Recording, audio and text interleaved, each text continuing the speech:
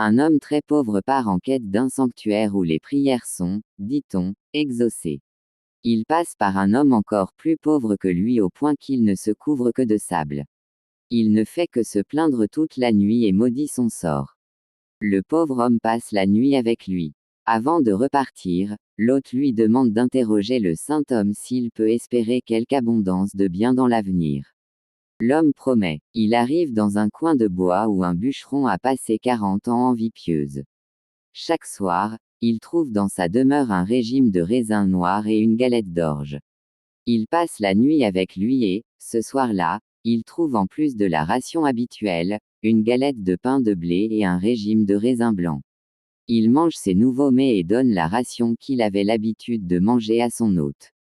Le bûcheron lui demande lui aussi d'interroger le saint homme à propos de sa récompense dans l'au-delà. L'homme repart, passe près d'une hutte devant laquelle une femme était occupée à faire quelques ménages.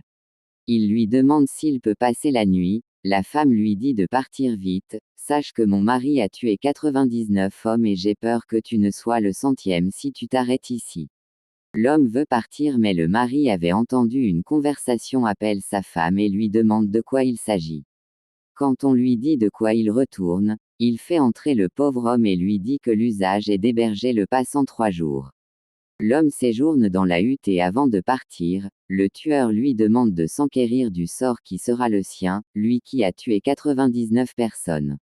Arrivé au sanctuaire, le pauvre homme fait le rituel habituel puis il adresse la parole au mausolée.